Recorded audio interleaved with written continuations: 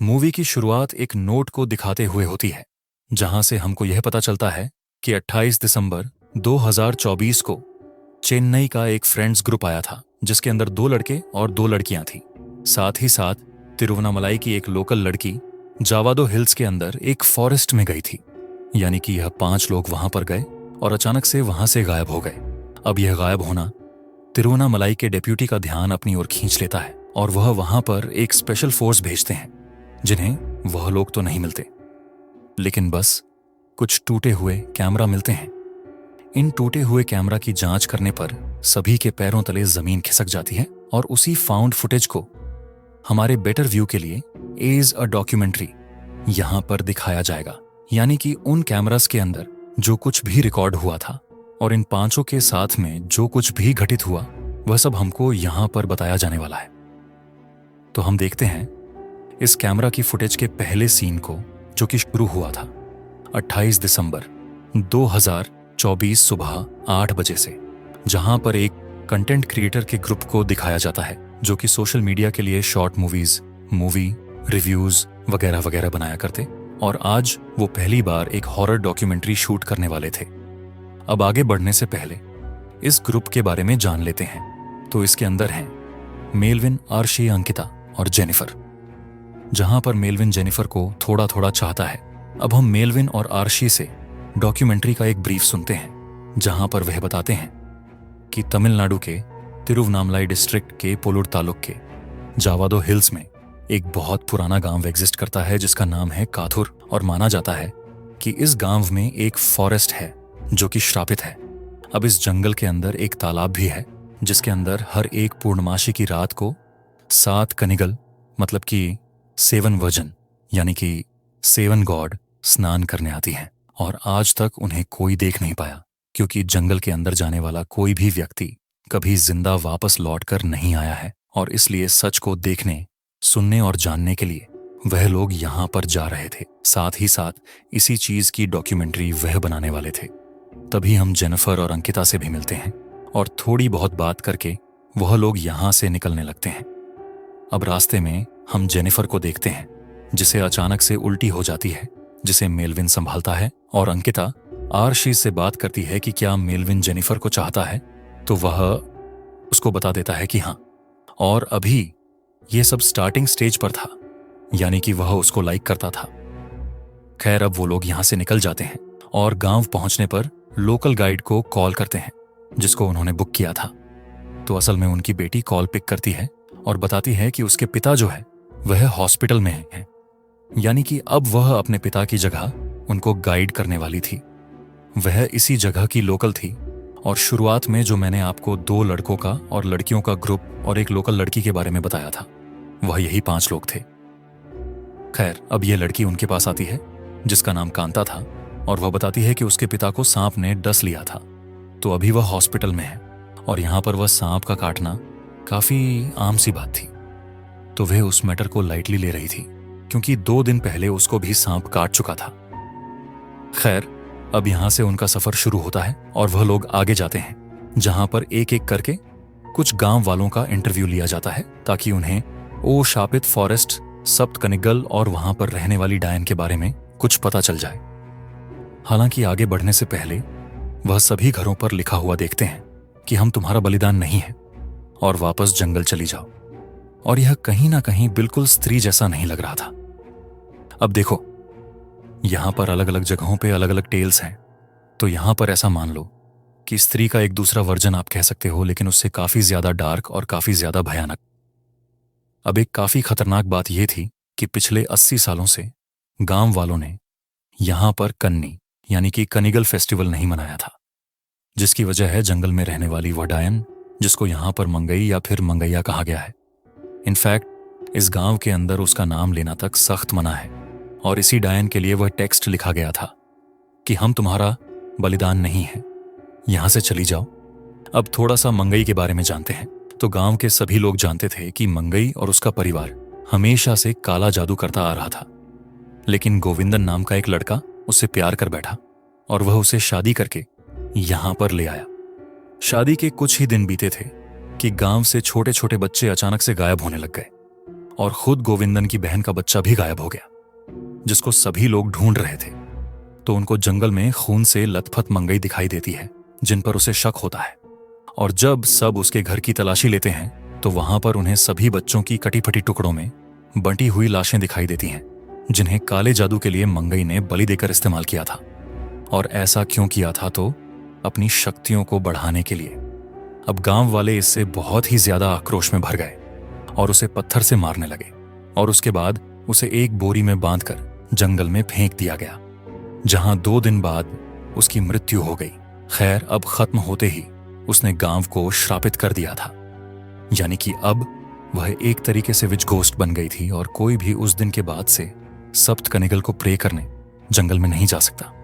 और अगर कोई जंगल में जाता है तो वह कभी जिंदा लौट कर नहीं आया। मंगई कौन थी, कहां से आई थी, यह किसी को नहीं पता था, लेकिन या तो वह उड़ीसा से थी या फिर नेपाल से। और जब गोविंदन काम के लिए वहां पर गया था तो उसे पसंद करके ले आया था एनीवेज। अब इस गांव के अंदर कोई भी नॉनवेज नहीं खा सकता था, क्योंकि खून की स्मेल से मंगई अपना न्योता मान लेती थी और बलि लेने यहां पर आ जाया करती। और अब बात रही सप्तकनिगल की, तो वह पूर्णमासी वाली रात को स्नान करते हैं और उनको देखना सख्त मना था, क्योंकि अगर उनको कोई देख लेता है तो वह गुस्सा हो जाते हैं। और वह सिर्फ गुस्सा नहीं होते, वह अपना श्राप भी देते हैं। कांता बताती है कि उसकी दादी ने उनको गलती से देख लिया था, जो तब से ही बेड पर पड़ी हुई है, यानी कि उनकी पूरी बॉडी पर लकवा मार गया था। खैर, अब यहां पर हमको सारी जानकारी मिल चुकी है, तो अब सबको यहां जंगलों में जाना था, यानी कि अपने मेन टास्क के लिए, इस डॉक्यूमेंट्री को बनाने के लिए। By the way, horror law के हिसाब से इन चारों को इस कहानी पर बिल्कुल भी यकीन नहीं था, और उनके हिसाब से यह सिर्फ ऐसे ही मनगढ़ंत कहानी बनाई गई थी, जो कि इन गांव वालों ने ही बुनी थी, जिसका कोई सर पैर नहीं है। अब वह गांव में जाने के लिए तैयार है और कांता को घर भेजने लगते हैं, लेकिन वह उनसे थोड़े और पैसे के लिए साथ में चलने के लिए रेडी हो जाती है, जिस पर वह भी मान गए थे। अब वह सभी लोग जंगल में पहुंच जाते हैं, जहां पर मेलविन उन्हें 2 स्पॉट बताता है जहां से वह ट्रैवल करेंगे, और अभी रात होने वाली थी तो वह यहीं पर टेंट लगाकर रात को बिताने वाले थे। वह लोग टेंट को लगा लेते हैं और रात हो चुकी थी। अंकिता थोड़ी दूर जाकर रिकॉर्डिंग करने लगती है कि यहां पर दूर दूर तक कोई नहीं है। इवन वह खाली 50 मीटर अपने टेंट से दूर थी, लेकिन फिर भी उसे उसका टेंट और स्मोक फायर तक नहीं दिख रही थी। और बातों ही बातों में वह मंगई का थोड़ा बहुत मजाक भी उड़ा देती है। खैर, अब वह वापस से क्रू के पास आती है और सभी लोग थोड़ा बहुत खा पी कर बात करने लगते हैं और एक फन एक्टिविटी करने का डिसाइड करते हैं, जो कि कुछ और नहीं बल्कि वीजा बोर्ड था। अब यह फन होने वाला है या फिर दूसरी साइड से कोई इनसे संपर्क करेगा, ये तो हमको आगे पता चलेगा। खैर, अब वह अपने कैमरास को सभी जगह पर सेट करके वीजा बोर्ड के सामने भगवान से प्रे करते हुए प्रोटेक्शन मांगते हैं और अच्छी स्पिरिट्स को इनवाइट करने लगते हैं। अब वह काफी समय तक ऐसे ही बैठे रहते हैं, लेकिन कोई भी स्पिरिट या फिर कोई भी हरकत उन्हें महसूस नहीं होती। अब किसी भी हरकत को ना देखते हुए आर्शी ऐसे ही मजाक मजाक में कांता की फिंगर के ऊपर एक कट लगाकर उसका खून बोर्ड पर डाल देता है, जिससे वह बहुत ही ज्यादा घबरा जाती है और अचानक से रोने लगती है। वो उन लोगों के ऊपर काफी ज्यादा गुस्सा करते हुए यहां से जाने की अचानक से जिद करने लगती है। और अंकिता से उसकी थोड़ी बहुत बहस भी हो गई थी कि उसने उनसे पैसे लिए थे तो वह ऐसे नहीं जा सकती, लेकिन वो लोग उसे समझाने की मनाने की काफी कोशिश करते हैं, लेकिन कांता नहीं मानती और कहती है कि मंगई खून से ही आती है और अब वह उसको ले जाएगी। वह लोग तो सेफ हैं, लेकिन अब वह खत्म हो जाएगी। और जब यह बातें हो रही थीं, तभी हम अचानक से कुछ हलचल और कैमरा के अंदर ग्लिचेस को देख पाते हैं, जो कि पैरानॉर्मल एफ से ही जुड़ा हुआ होता है। हालांकि अभी इस पर कोई भी ध्यान नहीं देता, क्योंकि वह अपनी ही आर्ग्यूमेंट में लगे हुए थे। अब वो लोग जैसे तैसे कांता को चुप कर आते हैं और उसे रोकते हैं। अब थोड़ी देर के बाद में वह फिर से वीजा बोर्ड को खेलने लगते हैं, जिसके अंदर इस बार अंकिता कांता से साथ में पार्टिसिपेट करती है, ये बोलते हुए कि वो इससे उनकी साइकिल को कंप्लीट करेगी। अब वो लोग बैठ जाते हैं, लेकिन फिर से कुछ नहीं होता। और वहीं आशीष स्मोक करने के लिए थोड़ी दूर गया हुआ था, जो कि लाइटर को जलाता है, लेकिन लाइटर अपने आप बुझ गया था। और वह इसे हल्के में लेकर यह बोलता है कि यहाँ की स्पिरिट उसे चैलेंज कर रही है। अब वह स्मोक खत्म करता है कि तभी उसे अपने चारों ओर किसी के भागने की आवाज आती है, जिससे कि वह परेशान होकर अपने दोस्तों के पास वापस जाता है। मीनवाइल अंकिता और कांता के साथ जेनिफर भी पार्टिसिपेट करती है और अब तभी कोई स्पिरिट उनसे संपर्क कर लेती है। मेलविन पूछता है कि यहां पर कोई है तो जवाब में हाँ आता है, जिससे कांता बहुत डर गई थी। जब मेलविन पूछता है कि क्या वह मंगई है तो जवाब में भी हाँ आता है, जिससे कि कांता के तो पसीने छूट जाते हैं। अब आर्शी वहां पर भागता हुआ आता है, जो कि गलती से वीजा बोर्ड के ऊपर चढ़ जाता है, तो यह एक्टिविटी यहीं पर रुक दी जाती है। वह सभी को उस भागने वाले हादसे के बारे में बताता है, तो वह कहते हैं कि कोई जानवर होगा, क्योंकि यहां पर भी उन्हें कुछ हलचल सुनाई दी थी। खैर, अब गेम रुक गया था और सभी सोने चले जाते हैं। वहीं कांता बाहर ही सोई हुई थी, तो आर्शी भी उसके आसपास ही सोता है ताकि उसे डर ना लगे। लेकिन उसे मच्छर काट रहे होते हैं, जिसके चलते वह वापस टेंट के अंदर चला जाता है। अब कांता को दिखाया जाता है, जिसके पास हलचल शुरू हो गई थी और जंगल से किसी के घसीट कर चलने की आवाज भी आ रही थी। साथ ही साथ कोई लेडी पास में आकर अजीब आवाज में चिल्लाने लगती है, जिससे कि कांता जाग गई थी। और इतना तो हम समझ पाते हैं कि यह आवाज जिसने भी दी है वही मंगई है। खैर, अभी के लिए आवाज रुक गई थी, तो कांता को यह एक बुरा सपना लगता है, लेकिन तभी उसे अपने हाथ से खून आता हुआ दिखाई देता है। और यहां पर हम देख पाते हैं कि जो मंगई होती है वह घिसट घिसट कर उसके और भी ज्यादा करीब आ गई थी। अब कैमरा अपने आप ही साइड हो जाता है और हम कांता को सुन पाते हैं, जिसको मंगई ने कहीं खींच लिया था। और बस हम उसकी जान जाती हुई आखिरी पल में तड़पती हुई आवाज को सुनते हैं, जिसके साथ ही मंगई अपनी टूटी सी ईविल वॉइस के अंदर एक काले जादू के एचेंटमेंट को मरमर कर रही थी, यानी कि बहुत ज्यादा हल्की हल्की आवाज में बोल रही थी। और सबसे बड़ी बात कि वह कांता को खत्म करने के बाद भी इस चीज को जारी रखती है। हो सकता है कि यहां पर वो कोई इल्यूजन क्रिएट कर रही हो, ताकि ये चारों भी यहां से भाग ना पाए, जिसके बाद में सब कुछ शांत हो जाता है। अब एक बड़ी सी वियर्ड चीज आती है कि 28 तारीख को इन्होंने अपनी जर्नी शुरू करी थी, जिसके बाद में अगली तारीख 29 आनी चाहिए थी। लेकिन ऑन स्क्रीन हम देखते हैं कि अगला दिन आता है 20 दिसंबर 2024, जो कि काफी वियर्ड था। और इसका एक्सप्लेनेशन मैं आपको एंड में दूंगा कि ऐसा यहां पर क्यों लिखा गया, और ये बहुत ही सल टाइप का हिंट था। खैर, अब सभी लोग जाग जाते हैं, जो कि देखते हैं कि कांता गायब है, जिसे वह लोग यहां वहां ढूंढने लगते हैं। राशि और जेनिफर काफी अपसेट होते हैं कि वह कहीं खो गई है, जो कि उनकी ही गलती थी। लेकिन अंकिता और मेलविन कहते हैं कि वह यहां से चली गई होगी, और जेनिफर की अंकिता से इस बात पर थोड़ी बहुत बहस भी हो जाती है, एज वो कांता के लिए जरा सी भी परेशान नहीं थी। ऋषि कहता है कि उसे फुटेज देखनी होगी कि आखिर रात में हुआ क्या था, लेकिन जो मेलविन होता है ना, वो उसको कार्ड नहीं देता और बोलता है कि वह फुटेज यहां से जाकर एडिट करने के टाइम पर ही देख सकता है, जिससे कि आरशी उसे थोड़ा सा चिढ़ जाता है। एंड आई बिलीव कि इनको फुटेज देखनी चाहिए थी। खैर, अब ये लोग खुद को संभालते हैं, क्योंकि उन्हें अपनी डॉक्यूमेंट्री जल्दी से जल्दी खत्म करनी है, तो यहां से वह आगे जाते हैं और दूसरे स्पॉट यानी कि स्टोन पर स्टे करते हैं। और उसके बाद का जो आखिरी स्पॉट होगा वो वही सप्तकल पोंड होगा। अब बात रही कि ये सप्तकल्स या फिर सप्तकिकास हैं कौन, तो बेसिकली ये 7 वर्जिन गॉडेस हैं, जिनके नाम यहां पर हैं ब्रह्मी, महेश्वरी, कुमारी, वैष्णवी, वराही, इंद्राणी और चामुंडा। और वीडियो को एंड तक देखते रहिएगा, क्योंकि एंड में इन सबको दिखाया भी जाने वाला है एनीवेज। अब पूरे रास्ते आशी मेलविन से अच्छे से बात नहीं कर रहा था और वहां पर पहुंचकर सभी ड्रिंक करते हैं, लेकिन आराशी का ड्रिंक करने का भी मन नहीं था।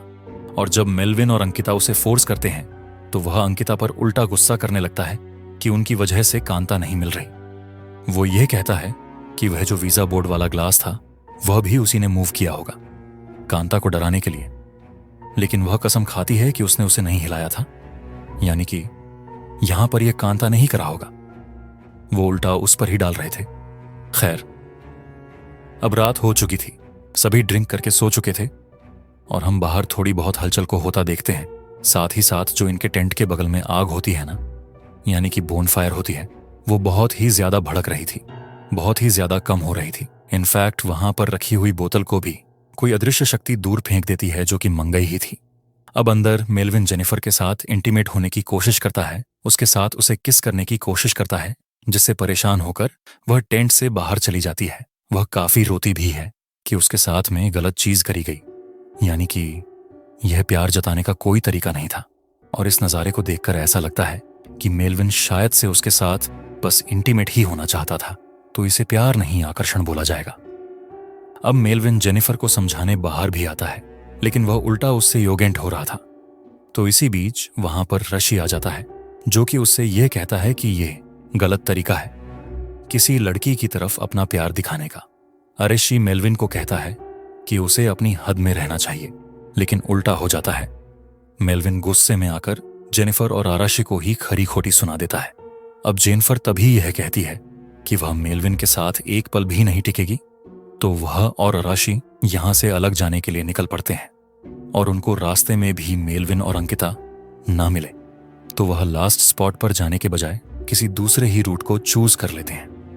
अब वो लोग आगे चले जाते हैं, जहां पर हम देखते हैं कि पीछे अंकिता और मेलविन ड्रिंक कर रहे थे, जहां पर अंकिता कहती है कि जेनिफर उसके टाइप की नहीं है, और इसी के चलते वह बोल देती है कि मेलविन के टाइप की वह खुद है, जिसके साथ ही यह दोनों इंटीमेट होने लगते हैं और टेंट के अंदर चले जाते हैं। अब इंटीमेट होते हुए अंकिता को बार बार टेंट के बाहर किसी के होने का एहसास हो रहा था, और एक समय तो हम टेंट की लाइट में किसी की परछाई को भी देख पाते हैं।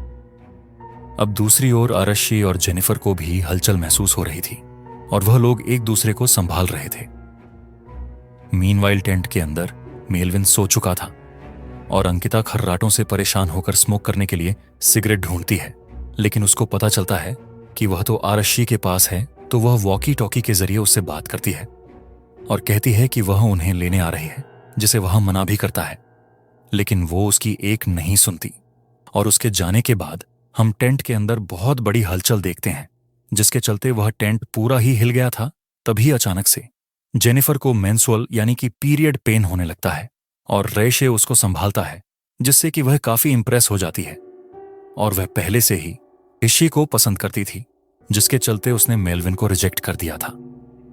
अब वह उससे थोड़ी बहुत बात करती है और उसे थैंक्स कहती है कि वह हर सिचुएशन में उसके साथ रहता है। मीनवाइल हम मेलविन को देख पाते हैं, जो कि सो रहा था, और टेंट के अंदर फिर से हलचल शुरू हो जाती है। लाइट अपने आप ही ऑन ऑफ होने लगी थी, क्योंकि वो उससे काफी डर रहा था। और अब टेंट की चेन बार बार अपने आप खुल जाती है, तो अब उसे असली डर लगने लगता है, और वह टॉर्च लेकर साइड में बैठ गया था। मीनवाइल अंकिता को दिखाया जाता है, जो कि आगे बढ़ रही थी, लेकिन रास्ता वह भटक जाती है, और उसे अपने आसपास से किसी के भागने की आवाज आने लगती है। बेसिकली यह मंगई उनके साथ खेल रही थी। उसे लगता है कि यह ऋषि उसे डरा रहा होगा, लेकिन वह वॉकी टॉकी पे जवाब देता है कि उसे पता भी नहीं है कि अंकिता है कहां पर, और ना ही वह अपने पुराने वाले रास्ते से गए हैं। यहां पर अंकिता को बार बार हलचल और भागने की आवाज लगातार आ रही थी। फिर मंगई की आवाज भी उसको सुनाई देती है, यानी कि मरमरिंग की वह डर कर यहां वहां जाती है कि तभी उसे कांता मिल जाती है, जिसके हाव भाव बदले हुए थे, और वह अंकिता से कहती है कि मंगई खून से आती है, और अब वह अंकिता के पास पहुंच चुकी थी। तभी अंकिता डर कर पीछे देखती है, तो उसे वह प्रेजेंस फील हो जाती है, लेकिन कोई दिखाई नहीं देता। और जब वह कांता को देखती है तो वह भी गायब थी। अब अंकिता तभी मंगई से माफी मांगने लगती है। वह उससे रहम की भीख मांगती है कि वह उसे छोड़ दे। वो वहां से भागने लगती है, जो कि अचानक से स्लिप होकर गिर जाती है, और कांटों से उसे चोट आ गई थी। एंड ऑब्वियस सी बात है, खून भी आ चुका था। अब वह घबराकर यहां वहां देखती है, तो उसे कांता का कटा हुआ सर दिखाई देता है, और अब तभी मंगई अंकिता को भी खींचकर ले जाती है, यानी कि वह उसको डरा ही इसलिए रही थी ताकि उसका खून बह जाए और इनविटेशन उसे मिल जाए, जो कि उसके साथ हो गया था। अब हम मेलविन को देखते हैं, जो कि टेंट से बाहर जाने का सोचता है, लेकिन बाहर उसे अब किसी के चलने और भागने की लगातार आवाज आ रही थी, और अब तो मंगई की पायल घूंघरों की आवाज तक आने लगती है। वह बाहर से टेंट पर हाथ मारती है और बार बार यहां वहां भागती है, टेंट को स्क्रैच कर देती है, जिससे कि मेलविन बहुत ही ज्यादा डर गया था। अब दूसरी ओर हम आरशी को देखते हैं, जो कि अंकिता से वॉकी टॉकी पर कांटेक्ट करता है, तो वह आखिरी बार टूटी हुई आवाज में कहती है कि मंगई सच में है, और वह लोग बिना खून बहाए यहां से चले जाएं, यानी कि यही एक रास्ता था उससे बचने का, जब तक उनका खून नहीं बहेगा तब तक वह बच सकते हैं। अब इसी से परेशान होकर वह अंकिता को ढूंढने जाता है और जेनिफर यहीं पर सो रही थी क्योंकि उसको दर्द हो रहा था। आशी को भी बार बार वहां आसपास किसी के भागने की पायल की घुंघरों की आवाज सुनाई देती है और अब तभी उसे मंगई की आवाज, उसकी कॉफिंग भी सुनाई देती है और वह इससे काफी डर जाता है। लेकिन उसको लगता है कि शायद अंकिता उसके ऊपर प्रैंक कर रही है, तो वह वापस जाने लगता है और मंगई उसे फॉलो करने लगती है। उस पर चिल्लाने लगती है, बुलाने लगती है, लेकिन वह उसे इग्नोर करता है। इतने में ही हम जेनिफर को देखते हैं जिसके पास भी हलचल हो रही थी और उसकी चादर अपने आप हटने लगी थी। साथ ही साथ उसके पास भी कोई घूम रहा था। वह जागकर आरशी को वॉकी टॉकी पर बुलाती है कि उसे दर्द हो रहा है क्योंकि उसके पीरियड शुरू हो गए थे। अब यह सुनकर आरशी के खुद के पैर में एक कील चुभ जाती है जिस पर लेडी के हेयर यानी कि बाल लिपटे हुए थे और अचानक उसे खून आने लगता है। अब तभी उसे एक बोरी दिखाई देती है जिसके अंदर मंगई थी, यानी कि इसी बोरी के अंदर उसे गांव वालों ने फेंक दिया था और अब वह उससे अपनी नेटिव भाषा में कहती है कि वह उसकी बलि देगी और वह उसके पास आ जाए। आरशी डरकर भागने लगता है, लेकिन उसे अंकिता का कटा हुआ सर दिखाई देता है और अब मंगई उसे भी खींचकर ले जाती है। तभी हम जेनिफर को देखते हैं जो कि सो रही थी और मंगई उसे सोते सोते ही खींचने लगती है और जैसे ही जेनिफर की नींद खुलती है तो मंगई उसे झटके से यहां से ले जाती है और हम चादर के अंदर मंगई की आकृति को देख पाते हैं। यहां पर वह इसे इसलिए ले गई थी क्योंकि उसको पीरियड्स हो चुके थे, तो उसके पास तो ब्लड पहले से ही था। अब यहां पर मेलविन बचा हुआ था जो कि कनिंगल पॉन्ड के पास आ चुका था और वह अभी तक इसलिए बचा हुआ है क्योंकि उसका खून नहीं बहा था, इसलिए मंगई ने उसे टारगेट नहीं बनाया। वह कहता है कि मंगई सच है तो कनिंगल भी सच ही होंगे और वह पॉन्ड के पास इंतजार करने लगता है। खैर, अब सुबह के 4 बज गए थे और यह दिन होता है 31 दिसंबर 2024, जब यहां पर पूर्णमासी की रात थी।